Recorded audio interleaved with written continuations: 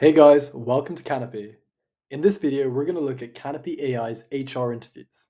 So HR interviews are typically the first interview you would do after you submit your application. Normally, these look at your resume and experiences.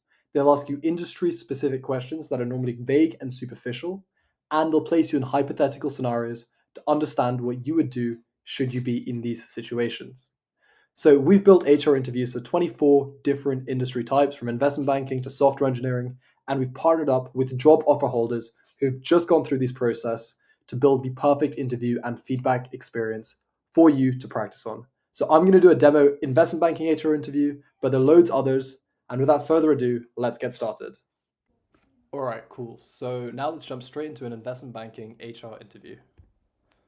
Thanks for coming. It's a pleasure to have you here. Thanks for having me. It's a pleasure to be here. Let's start with your time at Sentiment. Could you share a bit more about how you navigated the role of CEO as a student? Yeah, sure. So actually, at the time, I was working on Sentiment full time, so I wasn't a student then. But in terms of my role, I was responsible for managing a team of 6 people. I was responsible for selling the product as well as building the product. But I would say my most important role was organizing how the sales and feedback we heard from our customers or prospective customers in terms of what they wanted played into what we would build in terms of the product. So that sort of interconnecting link between actual clients and actual coding. And I think that was a pretty pivotal role within the startup and sort of managing everything so everything fit together in an interconnected way was my main responsibility. You mentioned the interplay between client feedback and product development.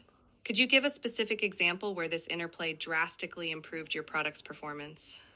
Well, maybe not specifically improving the product's performance, but definitely improving a specific product line. So at the start, our main product was a dashboard where investors could see the data and AI analysis that we'd done. But we sort of shifted to quantitative data and indicators. And a big piece of feedback we received from the sales team was that people wanted historical data. And I think I was a key driver in recognizing that and basically making the main focus of the product team, of the technical team, analyzing a lot of historical data. This meant taking a big risk because there was a large upfront cost to us, um, several like tens of thousands. And so it sort of meant that, especially for an early stage company, it was a big risk that we had to take. But I think I was able to connect the sales side to the product side, so we're able to obtain this data, and this actually had the net impact of netting us a lot of clients, which proved to be useful. Thanks for explaining that. Now, I'm curious about your interest in investment banking. Why are you attracted to this field? Sure. So during my time at Sentiment, I realized I like three things: financial markets. So whatever role I'm in, I'd like to be embedded within financial markets. Secondly, is negotiating and forming relationships with clients. I really enjoy that interpersonal sort of connected uh, line of work. And thirdly, is the high risk, high reward environment that you get from working with large institutional clients. In our case, we had at Sentiment, we had hedge funds with assets in the 12 digits. And obviously, as an investment bank, you'd be dealing with the same high profile clients. And I think these three things really drive my passion towards investment banking.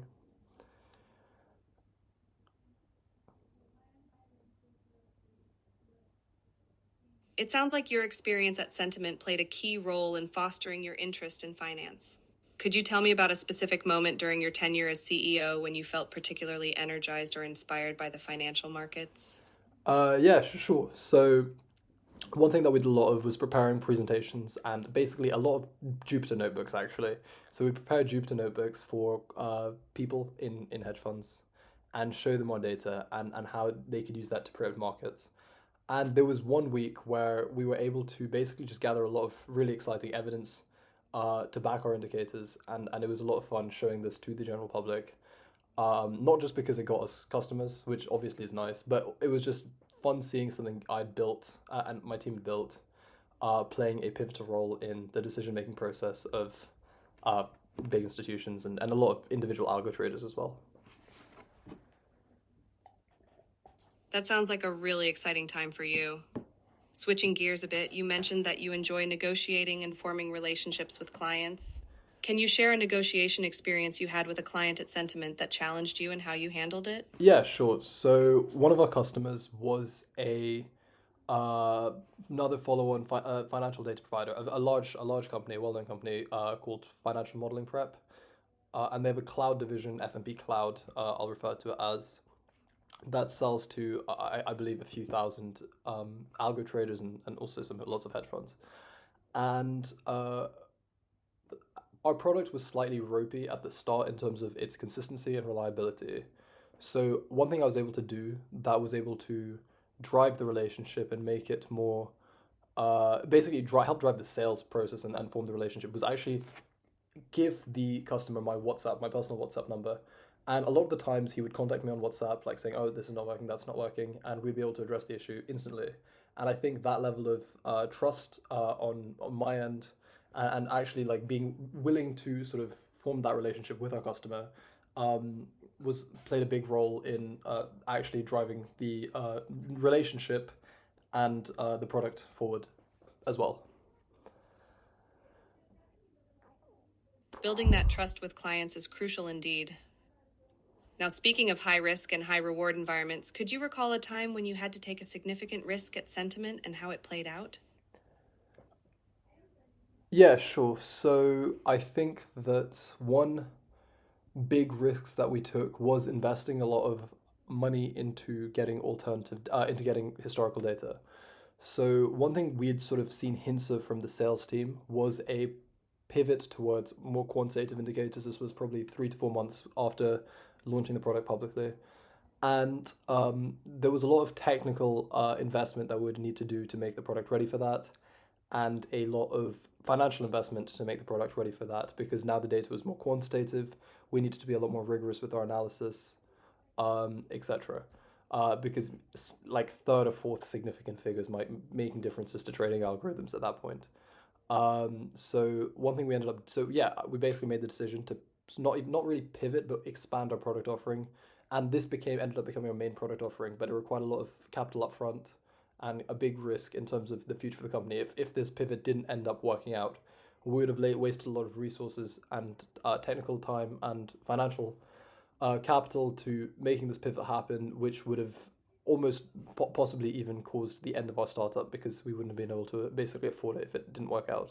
So yeah, this was a big risk, and the reason what I would say my main learning was is when taking this risk, I was able to take a very objective, data-driven approach and look at the possible upside driven by what potential customers had told us they'd be interested in, and basically taking emotions out of the picture and saying, you know what, we can afford to take this risk because our expected value is X, Y, and Z because we've got these many customers soft committing this much amount. And so yeah, so taking the sort of expected value side of things and also the trust, just having trust in other people and what people say and what people are willing to do and having that foresight to understand, okay, this person actually will become a client, this person won't if we make this product change. So yeah, two things: having faith in humanity and faith in other people, sort of following through with their soft commitments, and being willing to take sort of a data-driven, objective approach, help mitigate the risks.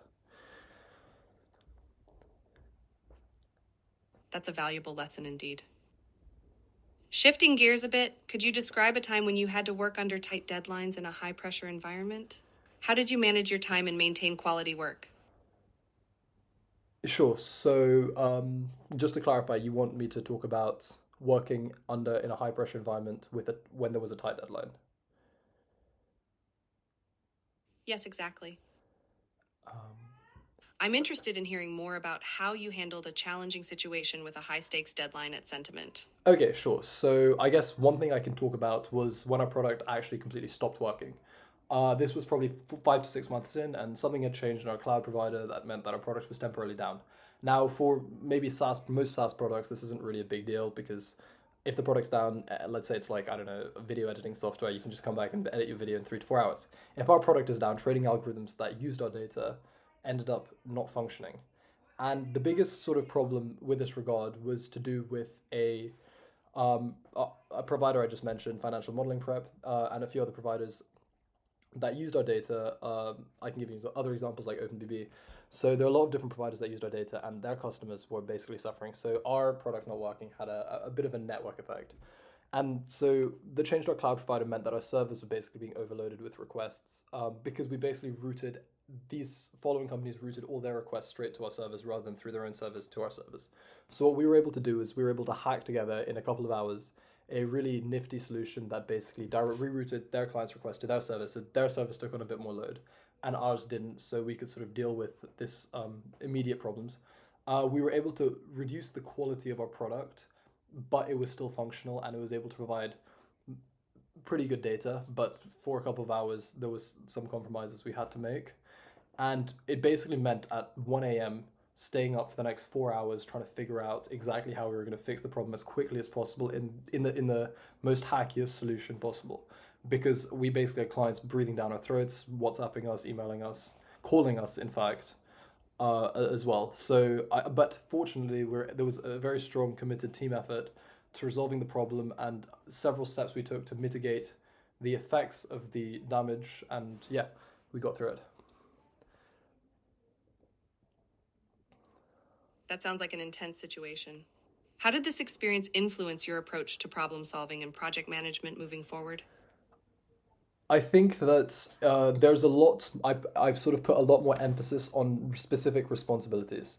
So, and I want to emphasize not blame but responsibilities. So if there's a change that's happening, there has to be a single person that takes point that's responsible for basically learning all about the potential risks that could happen, and they're responsible for coming up with solutions to minimize these risks, essentially eliminating risks. And I realized that putting responsibility on a specific person has is a much more successful approach to managing risks, because if you sort of just say, oh, these are all the risks but we're all sort of responsible for managing them, they never actually get managed and they never actually get fixed. But if there's one person who's mostly in charge of it or is completely in charge of it, then they know exactly that they have to take responsibility and fix the problem. So I think allocation of responsibility, and also just to emphasize, this is not allocation of blame. If something does go wrong and someone was in charge of it, it's not an excuse to sort of blame them and say it's only their problem. But I think, with regards to the former, allocation of responsibility is a good way to mitigate this. That's an important distinction between responsibility and blame. Now, moving on to regulatory matters. As an investment banking aspirant, how do you plan to keep track of various financial regulations and compliance requirements? Sure. I think so. One thing that I think is very important is having very good relationships with legal counsel.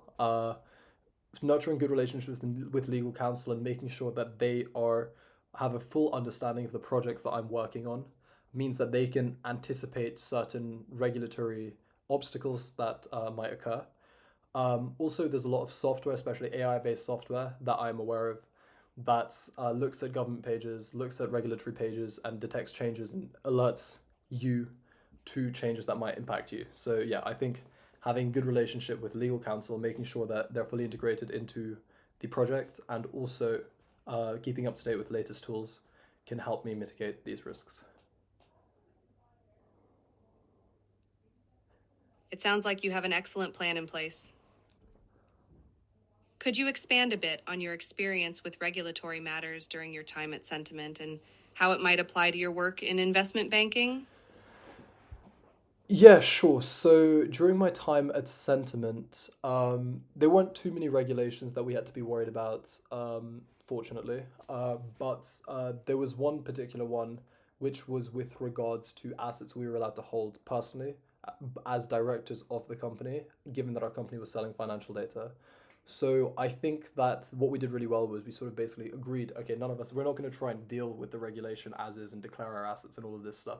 We're basically, none of us are going to invest. We're going to close all our positions, and we're going to focus on sort of minimizing the possible damage that regulation could do to the startup, and minimizing the time we'd have to spend dealing with regulations. So we basically deprioritized our own personal liability, and deprioritized our own personal interests, and basically said, okay, in the interest of regulation, we're just going to focus wholeheartedly on basically the startup itself. So we didn't have to worry about this specific regulation. In general, we would consult with law firms to see if we really needed anything or any help. We did this on a couple of occasions for specific regulatory factors we needed to consider. And also, we used legal software like Seed Legals in terms of Regulation required to managing the organization. So yeah. That's insightful. It sounds like you were very practical in your approach to dealing with regulations. Could you give an example of a time when you used legal software or consulted with legal firms to navigate a challenging regulatory scenario? Sure. So at one point in time, we wanted to do something, I guess, funky with our cap table. And so a piece of legal software that would recommend, I'm not endorsed by them, is C Legals. They're able to handle a lot of the complexities of cap tables. And while this wasn't sort of regulation specific to the financial industry, I would say I guess it answers the question well. It's a piece of legal software that we were able to use to basically. It was to do with adding sort of like debt investors to our cap tables, so there were like mixed clauses to do with equity and debt, which was useful.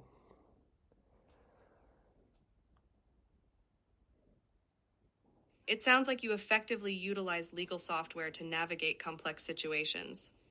Now, looking at the broader investment banking landscape, what are the current challenges and opportunities you see in this industry? And how do you envision yourself contributing to the firm's success in this context? So I think the biggest challenge and opportunity is the role of AI in the next 5 to 10 years. I think that AI has a lot of opportunities. It can streamline a lot of the processes. It can even eliminate the need for humans, and it'll actually reduce the amount of work that we have to do in certain situations. But it's a challenge because it needs to be managed in a responsible manner. There needs to be clear divisions of responsibility. Like people can't just use AI, and if it produces incorrect results, say, "Oh, it's the AI's fault." There needs to be very strict guidelines in place about where AI should be used, where it shouldn't be used, and where it can be augmented with human sort of supervision. And I think my experience building in AI for a long time, understanding the limitations of AI models, understanding the opportunities to get ahead of the competition by integrating AI into various systems to make a lot of processes more streamlined, I can bring my expertise in that area into the bank.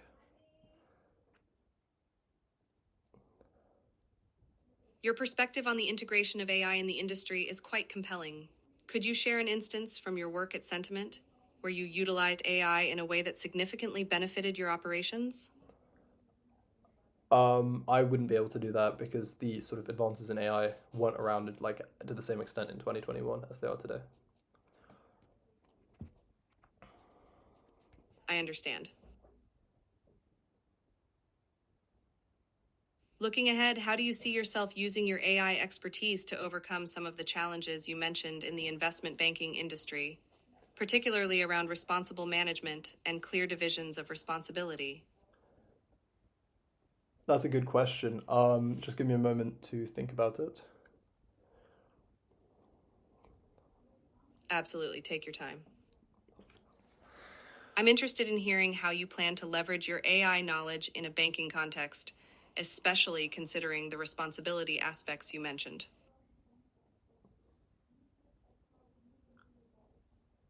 So I think that there are 2 or 3 ways I can bring my expertise. So the first one is alignment.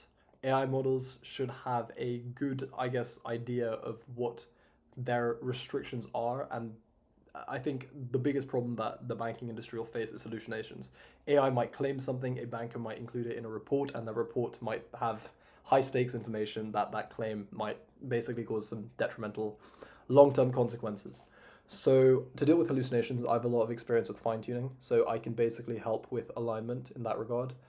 In terms of making the AI models more less likely to hallucinate, which is in that regard. Secondly, I think an understanding of how the models actually work and what their strengths and weaknesses are. So, for example, large language transformer models aren't good at math, so any quantitative assessments of companies, etc., shouldn't be entrusted to these models. Yeah, I think understanding the strengths and weaknesses of different models can help also minimize the inefficiencies that the bank might face if they try to sort of allocate the wrong models to the wrong tasks.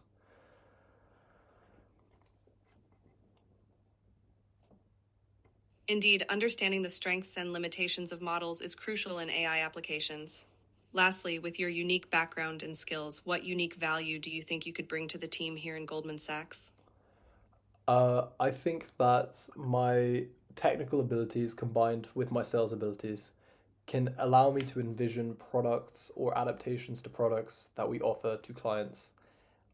Because not only will I be able to understand what the client wants from my sales experience, but I'll also be able to envision what is possible, what is easy to do, what is difficult to do, and what the sort of technical barriers to accomplishing certain projects that our clients might want is. And especially as the entire industry becomes more tech oriented, I think this will play a very useful role in 2 to 3 years as the industry becomes more tech oriented.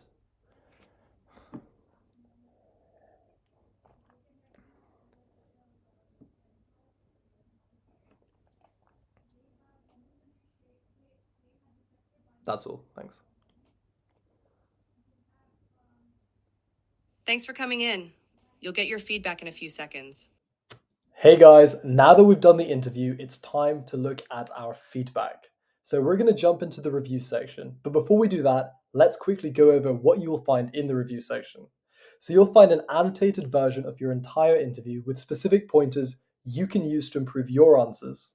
Not only this, each candidate gets their own personal AI coach that learns and develops with you. It'll go through your interview with you. It'll give you frameworks that you'll probably have heard of, like STAR, CAR, problem solution response, or whatever else is applicable for that question, for you, for that industry. So you'll get super customized, tailored interview feedback for yourself. And without further ado, let's jump straight in. Hello. Shall we get started with the review? Absolutely. Let's dive into your interview performance review. Overall, you did a great job in articulating your experiences and skills. Your responses showed depth in your understanding of the industry and the role you're targeting. However, there are specific areas where you could improve. Okay, let's start by working on this answer. How could I have improved this answer? While you did a good job explaining the situation, your response could have been more structured and concise. A good practice is to utilize the STAR method: situation, task, action, result, when answering interview questions. For instance, you could have said situation. Actually, you know what? I want to try and give it a go myself. Is that okay? Can I retry? Absolutely. That's a fantastic idea. I'll be here to provide feedback. Take your time and remember to be concise and to the point. Okay, so situation, task, action, response. So essentially, one client approached us and said that they wanted historical data, but there would have been a large upfront cost for providing this data. We decided to take the risk and built in the system to provide the data. And the response from further clients was a lot of happiness, and we acquired a lot of new customers. That's a great improvement. This response is much more concise and structured, and it directly addresses the question. It clearly communicates the situation, the challenge, the decision you made, and the positive outcome that resulted. Well done! Remember to keep practicing this structured approach to your responses. Okay, Is there quick question. So this section, I'm reading my section feedback. Could you go over the points that I needed to improve upon this section? Certainly. Here's a summary of the main areas you could improve based on this section of your interview. 1. Diversify your examples. It's great that you have a significant achievement with developing Jupyter notebooks for hedge funds. However, using the same example for multiple questions can make it seem like your experiences are limited. Try to pull in different instances from your experience to fully showcase your skills and Okay, quick abilities. question. So does this mean that I should pull in different experiences from sentiment, or I should broaden my range of experiences to outside sentiment? Great question. Ideally, you should try to do both. If you have a variety of experiences within sentiment that showcase different skills or accomplishments, it would be beneficial to use those different examples. However, if you have relevant experiences from outside sentiment, such as from roles in other organizations, projects, or even instances from your academic career, Okay, that makes sense. Okay, so for this question on feeling energized or inspired, what framework could I use to answer these sorts of questions? for a question like this, you could use the CAR, context, action, result framework. For instance, 1. Context. Briefly describe the situation or setting that got you particularly energized or inspired. This could be a specific project, task, or interaction. 2. Action. Explain what you did in response to this situation, how you contributed, or how you expressed your enthusiasm and energy. 3. Result. Share the outcome of this situation. If possible, include the impact on your team, a project, or the business. Did it lead to a new initiative, a great result Okay, for I the got project? it. I got it. Let me give it a go then. So, actually, you know what? I actually want to move on to a different question. I think I get the idea for that one. So, this one, you've given me quite a bit of feedback. Um, so, what would you say I need to improve on in this question? Based on the feedback, the main area to improve in this response is structure. Even though you provided detailed information, it was a bit difficult to follow due to the lack of structure. Presenting your response in a problem solution result format can significantly improve clarity and impact. Problem solution result. Okay, I'll try and do it with the problem solution result. Is that okay? Could you ask me the question again and then maybe give me feedback?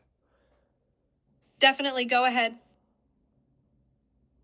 Remember, the question is about a time when you had to take a significant risk at sentiment and how it played out. Try structuring your response as follows. Problem. What was the challenge or Okay, issue I you got were? it. I'll try. Okay, so the problem was getting a lot of historical data because it was time consuming and costly. The solution was we found hacky methods to get large banks of historical data from alternative sources, then primary APIs that Reddit and Twitter offered. And the response was our customers were very happy because even though the data was obtained in a hacky way, it was still high quality, and the upfront risk that we took with capital and time proved to be more than worth it. That's a great improvement. Your response is clear, structured, and to the point. You clearly laid out the problem, the action you took, and the positive result. Remember, practice makes perfect. The more you practice using this structure in your responses, the more naturally it will come to you in interviews. Is there another part of the interview you'd like to review? Yeah, so this one that I'm on, even though I've seemed to have received positive feedback, I felt a bit hesitant when answering the question. Is there anything I could do to make the answer, even though it's allegedly good, better? Your response was indeed strong, but there's always room for improvement. In this case, you could add more detail about how you handled the stress of the situation. Did you use any project management strategies or stress management techniques? Also, you could increase the impact of your response by discussing the outcome or result in more detail. For example, how did this experience improve your company's crisis response or customer service? Did it lead to any new protocols or safeguards being implemented to prevent similar occurrences in the future? So So, thanks for watching. That's everything for today. I had a lot of fun showing the product to you guys, and I hope you had fun watching it.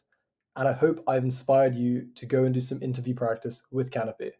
If you wanted to reach out to us, my email address is amu, at canopyai.xyz, and that will be in the description below. So, have a great day. See you later.